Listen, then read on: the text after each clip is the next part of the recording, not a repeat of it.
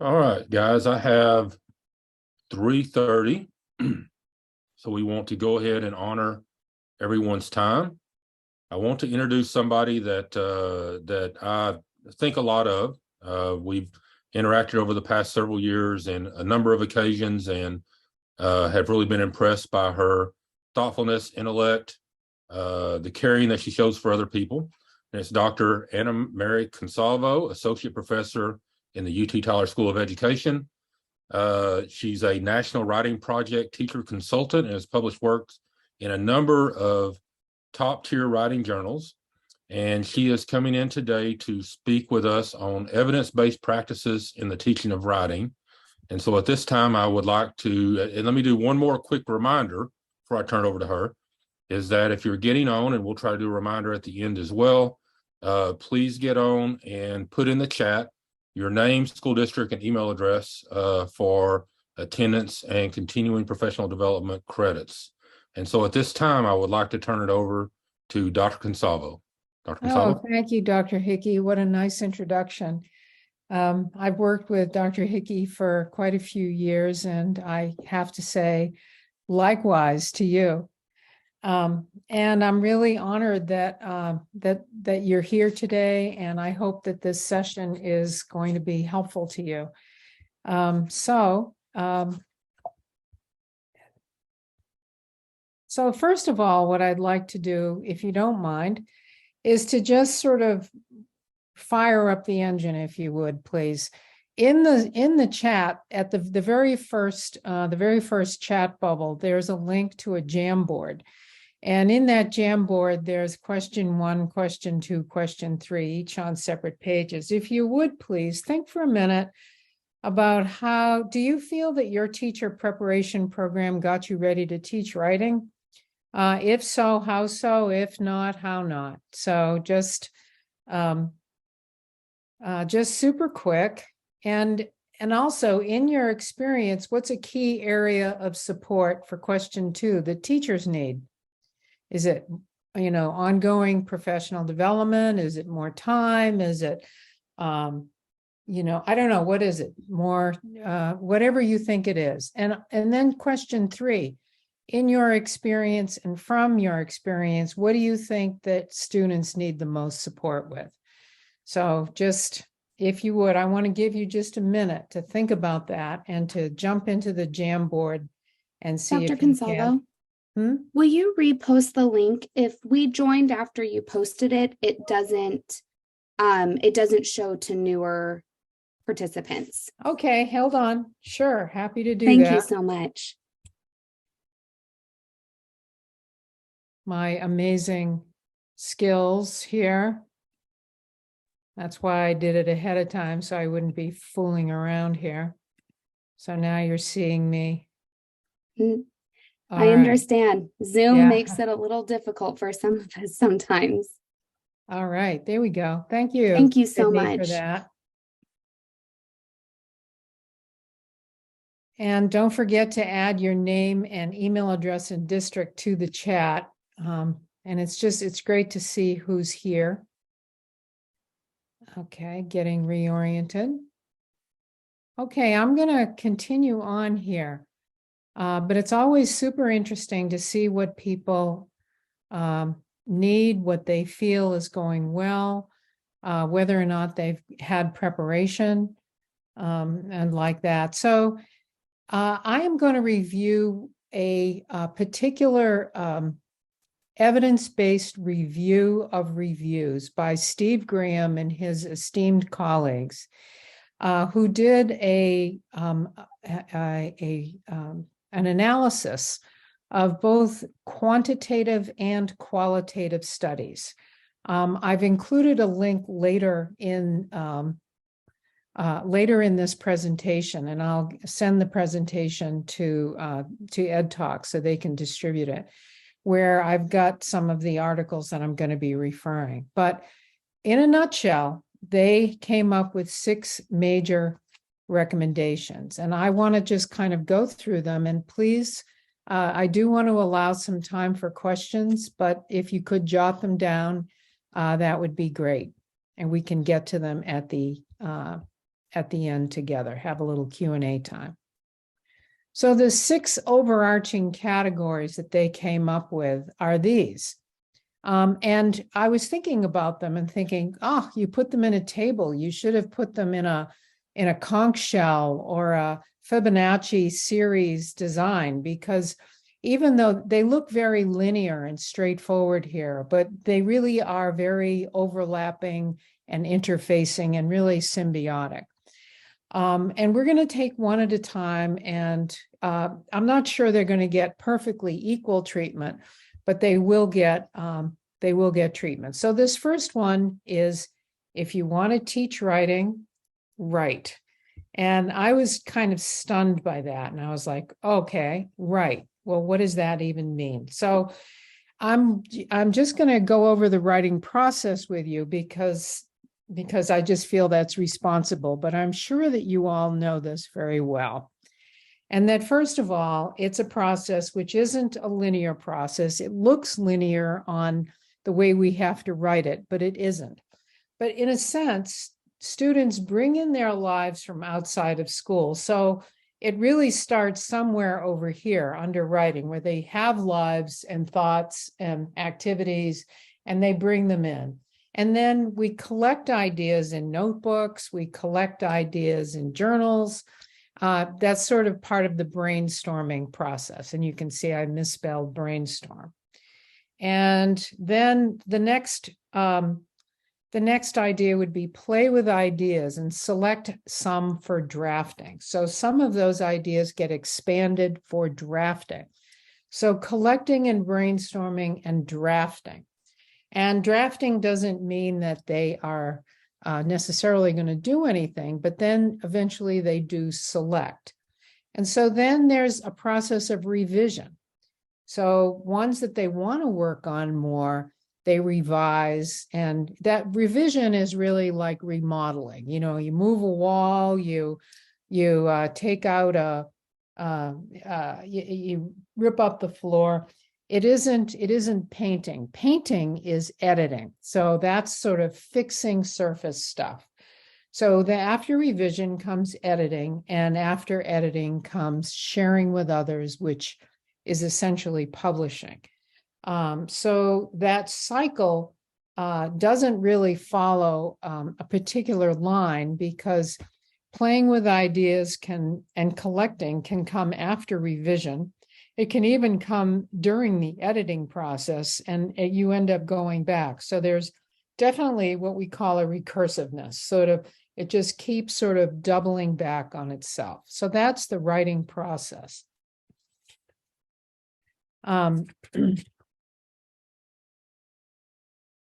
And I just want to touch on the idea of what does write even mean? So it means a lot of low stakes opportunities to write. So people get to practice and build fluency.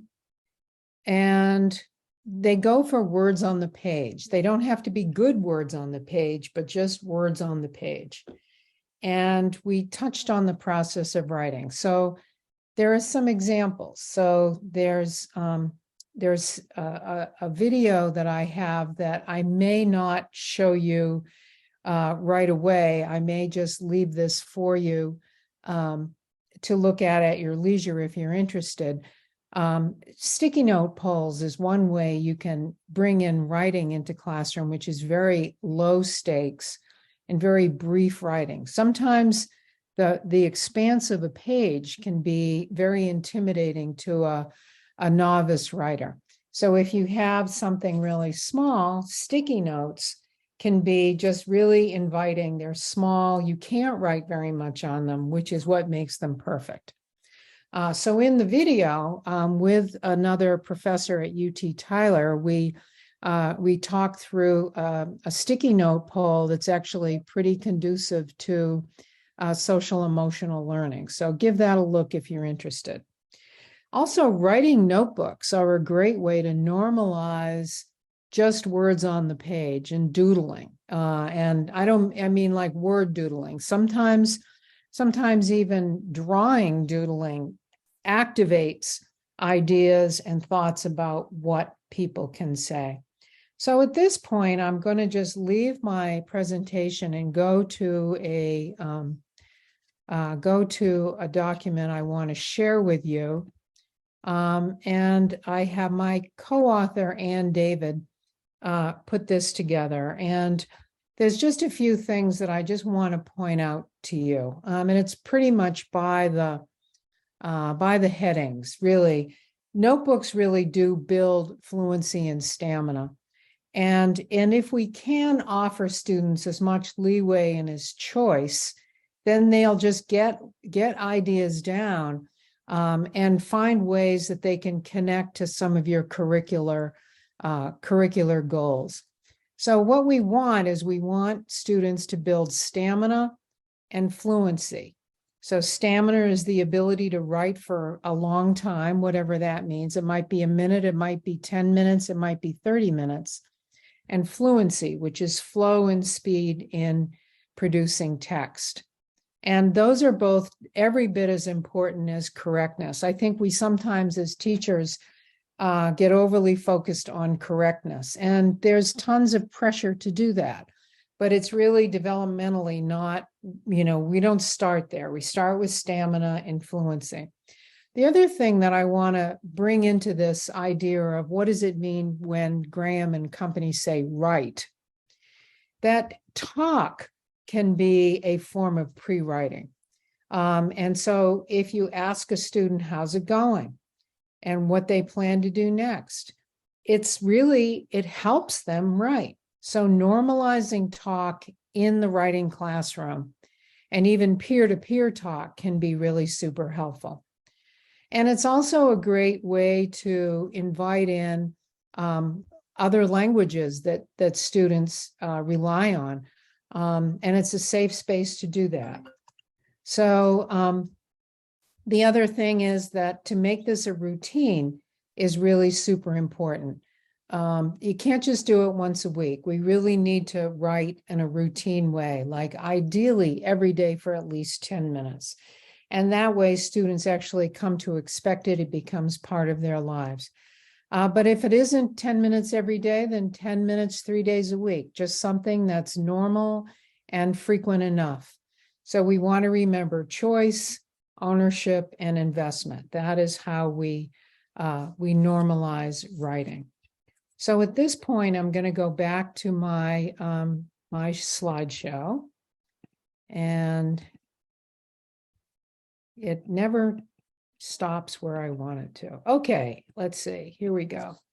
And that's the sticky note video that you can go back to. So another thing that Graham and colleagues talk about is creating a supportive writing environment. And so what does that even mean, right? I mean, you can think, sure, I'm supportive. I support my students' writing. I tell them to get their writing notebooks out or to get on the computer and write. Well, that's part of it. But the regularity of it is part of it too. So it's really important that it's regular and enough times a week that it becomes habitual, that you can carry one thought from one day to the next. And there'll be more commitment on the time or investment here on the top part of students. So the other thing that's really important for creating a supportive writing environment is teaching the routines.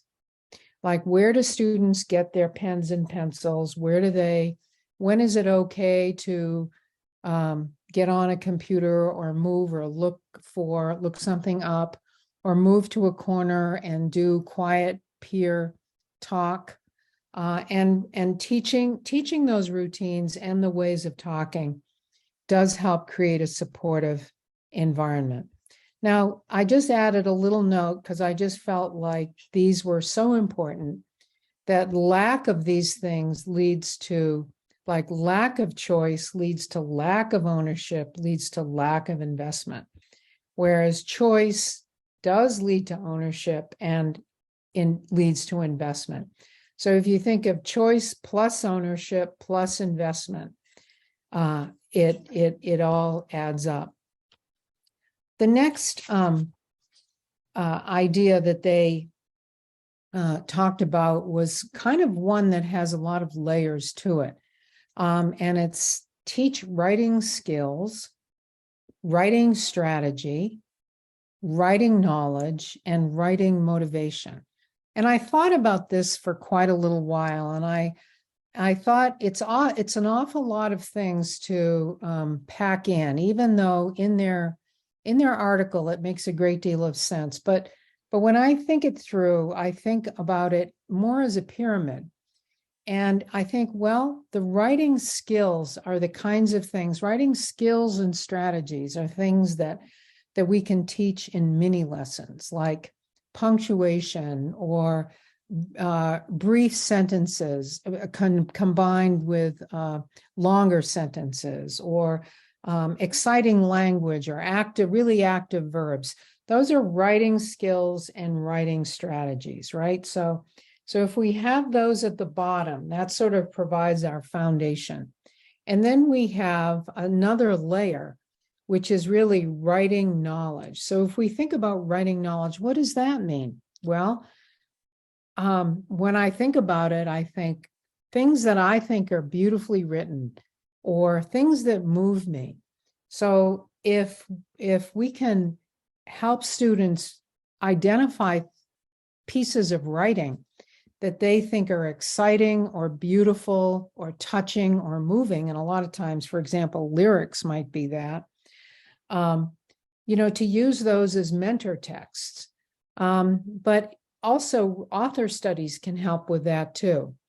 And then pointing out authorial choices, like, did you see how that happened? And for some of us who are teachers of younger children, the interactive read aloud is definitely a way that we can build some of this writing knowledge.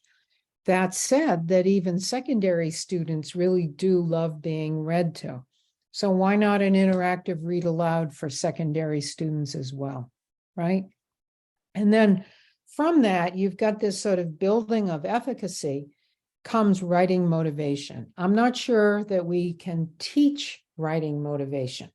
I mean, that usually comes with, if you don't do it, you'll get a 0, which is not motivating for a lot of people. So motivation really comes from self-efficacy, right? Comes from choice, interest, and confidence. And so with those writing strategies and then the writing knowledge and metacognitive awareness of what I can do can be a way that we can teach writing motivation. So what can we do, right? What can we do? So I'm a big fan of book studies. I know that teachers and administrators are more than pressed for time. I do recommend this particular book because it's so very well organized and easy to use. Even though it's K through 8, I really see it with some adaptation as K through 12. So she outlines in the book ways that you think about goals and kind of put together basically a writing program that actually makes some sense. So I did link it here, and I did just want to show you like this hierarchy of goals that she has. So the first one is composing with pictures. So even if you have, certainly with younger children, if you count writing as drawing, and it is a form of pre-writing, and with older children or with English learners, definitely using pictures and then labeling, or for a student to speak their caption or their little story and somebody to scribe it down. And then another goal is engagement. Another goal is generating ideas or focusing your writing, organizational structure. And then you can see elaboration and word choice, conventions, spelling conventions, grammar, and writing collaboratively.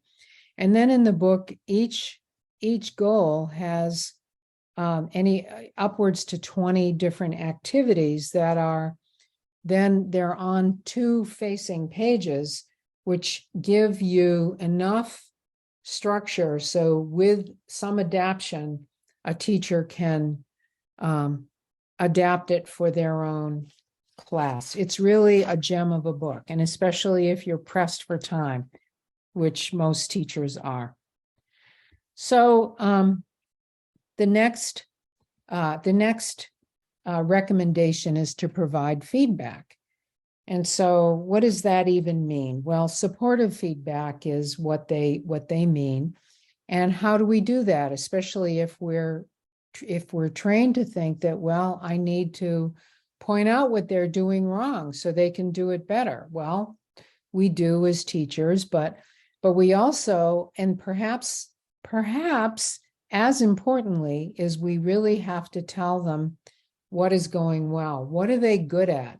Sometimes in writing, it's a way for students to see themselves through our eyes. So what is going well?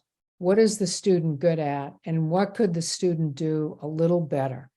And my recommendation is to pick 1 or 2 things tops, like punctuation or adding character voice. And other research I've read shows that students really value formative teacher feedback the most. In other words, not comments on final copies. And while peer feedback can be helpful to just get some ideas going, it's really formative teacher feedback that has the most weight. So the other thing I wanted just to talk to you about for a minute is this idea of conferencing with students. And while I know that it seems like an extremely daunting task, and it may be possible for some people and not for others. I mean, but I've been in classrooms where teachers who've had anywhere from 120 to 150 students total have managed to include conferencing. And I understand that every context is different. I really do. But I just want to put this out there because, and I want to tell you a little bit about the architecture of a writing conference so that you can know if something is in fact a conference or if it's just a conversation. And then I'd like to show you a clip of some data that I collected of a writing conference. Okay, so I hope that's okay. So this architecture of a writing conference is one way you can really provide feedback. And it provides really, it is one way to provide good classroom management because you're walking around and you're getting around to students. So you're amid the students, right? So a lot of times students will hold their question because they're confident you'll be getting to them soon. And then other times they'll listen in. So sometimes things are super private and sometimes they're not. Sometimes it's like sort of up next to kind of learning. So the architecture of a writing conference, the first thing is research. So basically the teacher has a look at what the students produced. Hey, how's it going?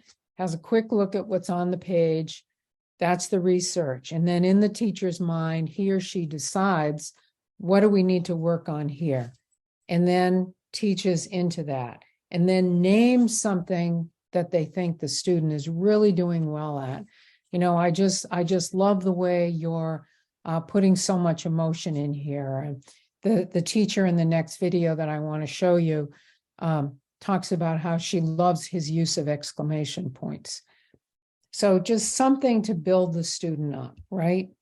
So I'd like to show you this video. It's about 5 minutes. And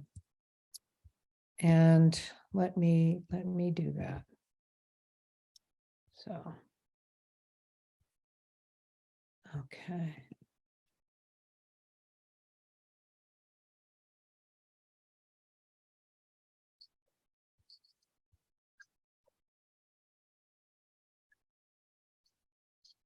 Your first essay or your second one?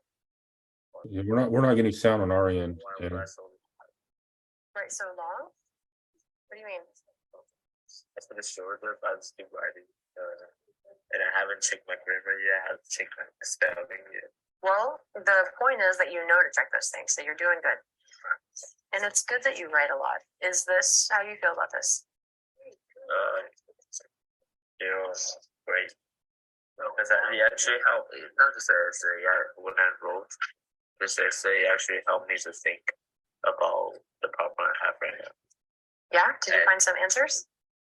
Not yet, but he make me feel better because some like about the essay I wrote, it bothered me a lot.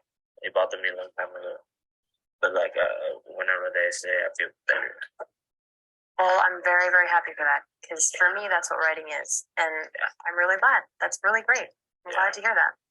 All right, well, now I'm super excited to read this.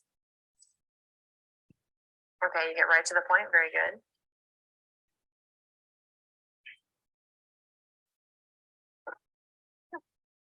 I like your exclamation points. It's enthusiastic.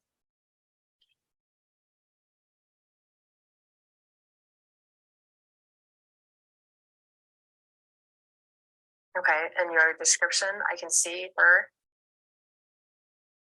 Okay, and you talk about her influence on you. So it's you, and then it's her, and then you and her together, and I like that. And a thought about life. I realize life can be very easy, and we should take it easy on our life. That's what I think. Okay, thoughts about the world. Good. Life-changing experience. I like that a lot. She put some color in my life. She gave me hopes and dreams.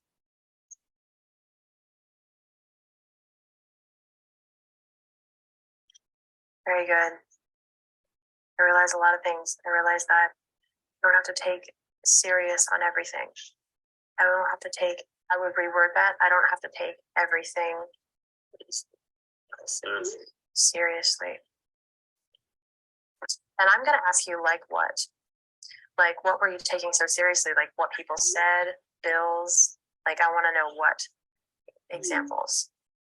Something is easier if you take easy on that. Okay, when you use the word easy, I know that you mean less serious, but I want to know a little bit more about easy.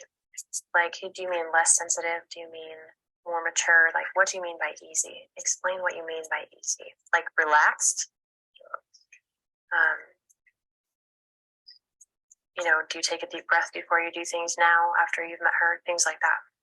Be nice, be friendly. It's better than being, oh, so you're not finished yet. Okay, I like it. Your paragraphs are good. And it does really seem like she's influencing you. It's very clear. One other thing is your tense. So the person who influences me, this is present. Is a girl. No, it's okay because you're present, good, present. Because of her, my life, I would say my life has changed. I would say has changed. And she makes me. So if you want to keep it present, actually, I'm not that bad. Did you think that you were bad before? That's really bad. Well, maybe you should talk about that too, because that surprises me. Because, you're not bad at all. I like it. Very good. How you doing? Okay. That is a whole writing conference. It's 4 minutes. It's longer than most.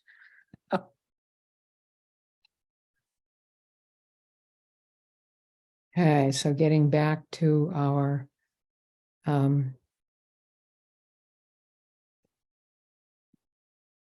let's see, getting back to our slideshow. Okay, so that was a 4-minute video, and you can see where she provided feedback, and she also managed the privacy. Oh, sorry. She managed the privacy of the student. So some of the things on the transcript of the actual notebook that he was working on, you can see the things that she wrote. which I happen to have. But so that was a way she could point to things with the pencil. So she wasn't, completely outing him. He was kind of in love with this girl, and he was a romantic, and she didn't want to say that out loud in front of everybody. But I mean, she looked at his piece to research and then decide what to work on. So there were a few things. Certainly it was, that his paragraphing was good, and that he was in, and then she named things like his enthusiastic, his enthusiasm was good. And then they had a little discussion too in there about how writing was actually helpful to him to work things out. Okay, so there's a lot of ways of providing feedback. And another feature was using 21st century tools. So what does that mean? We tend to think that 21st century tools means just using the phone, your iPhones, which it does. It means, using digital tools that are available. And it also means that it's a different kind of writing than many of us grew up with.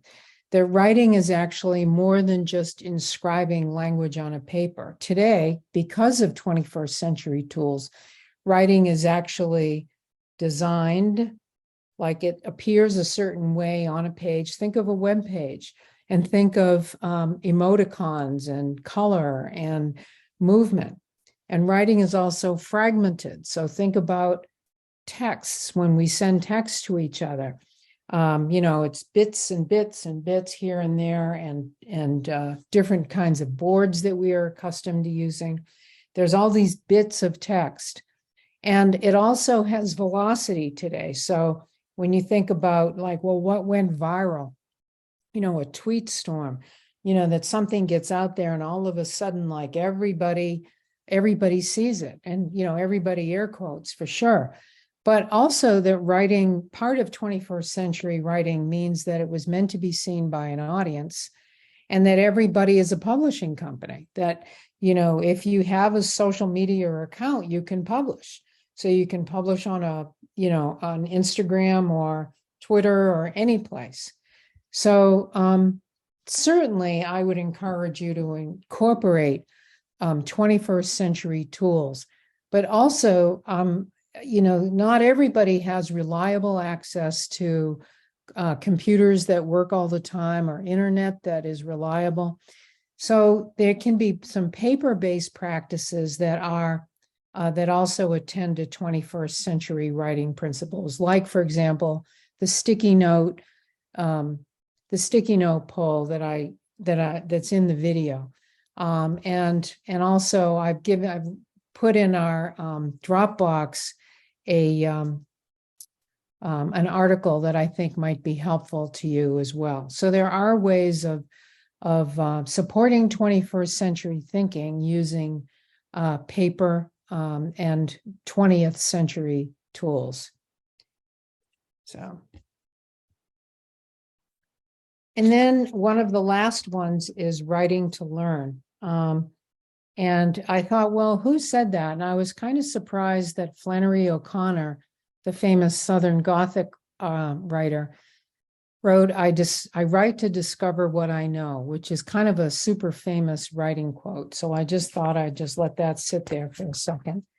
But I also included, I want you to know about this book, Disciplinary Literacy by Relia Lent. And within this book, she talks about writing within disciplines, which I think is a part of writing to learn, right? So if we normalize writing to learn, what does that mean? And so pretty much all except 2 of these count as writing to learn. So if we look first at the ones that don't have arrows, use technologies such as blogs and wikis to engage student in writing. Well, 2016, people were still using wikis, not so much anymore. but can provide constructive feedback more often than corrective comments. So within that, within her topic of shifts for the teaching of writing within the disciplines, she's also touching on a couple of other points that we have also touched on. So let's take a look at how we can write to learn, okay? So one way is to have students write something related to your content area every day, but copying notes doesn't count as real writing. So something mathematical. You walk into math class, and what is a mathematical experience you've had? Now, students might not know what that even means the first time or two you've done it. Well, you do one with them.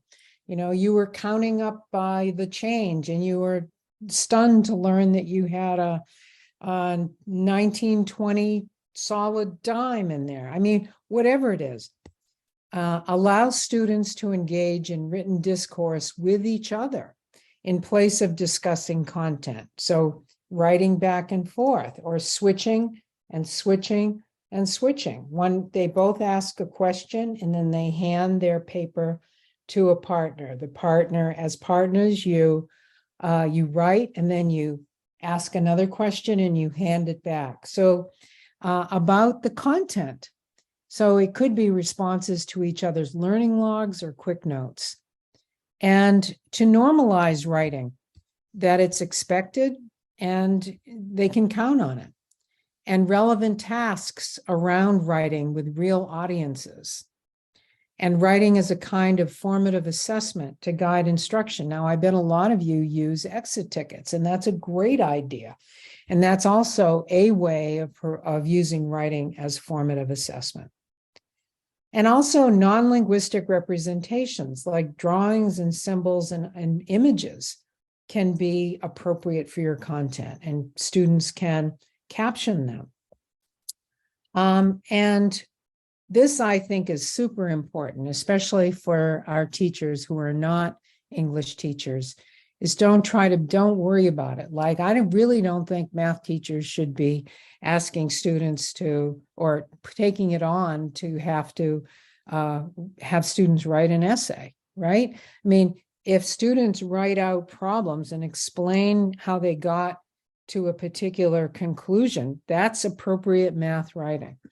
So that's my opinion, but I really think that if students write within the context of their discipline, and that having the content of their thought be the main consideration for any kind of grading, that is really super important.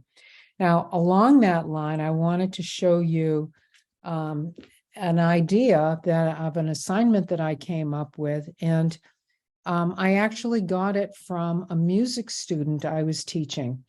And the music students called it a practice journal. And I thought, wow, this is really great. And, you know, people use kinds of practice journals for keeping track of all kinds of things, whether it's, you know, calorie intake or exercise or reps, or in this case, musical, a particular interlude or technique. So the way the notebook is set up is first and last name clearly on the cover with the discipline, and each entry is dated. And so each entry has its own page, right? So what did I work on today? So if it's long division, and specifically, what about two-digit numbers? What were my goals for myself? What were the goals? Did you meet your goals? Discuss. And then, given the results of the practice session, what are the new goals? Right? So students can actually manage that. And if you gave them this as a task for something fairly low stakes and something fairly simple, I think you could actually end up normalizing kind of goal setting and also metacognitive awareness on the part of students, and also normalizing revision, right? Whether it's revision of mathematical problems or scientific problems, not only English or language problems. So these are some directions that I included. I encourage them to draw and doodle and have other sorts of things. And I did have a word count expectation because I wanted some elaboration. But anyway, I hope that this is helpful for helping you think a little bit about writing to learn. And then there is, I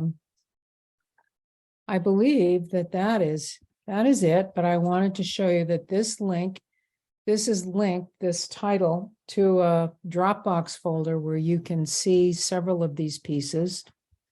This is live linked to a really good, they wrote a piece 10 years ago on digital literacy and they're renewing it.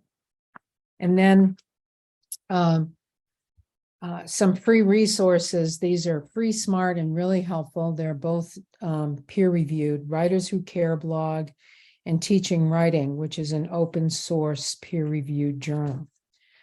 So at this point, I am going to stop sharing my screen. I encourage you to take down my email address if you have any questions you want to ask me off this. I'd be happy to take them. But I'm going to stop sharing and invite you to comment or ask questions. Does anybody have any questions for Dr. Consalvo?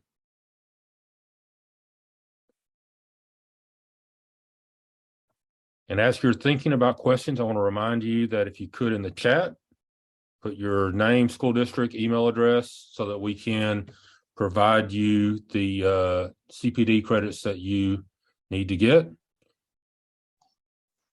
And as you're doing that, do we have any questions? If you're more comfortable putting them in the chat, that's fine too. Or you can just unmute and ask or comment.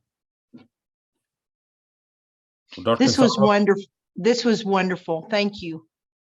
Oh, that's very kind. thank you, Diana.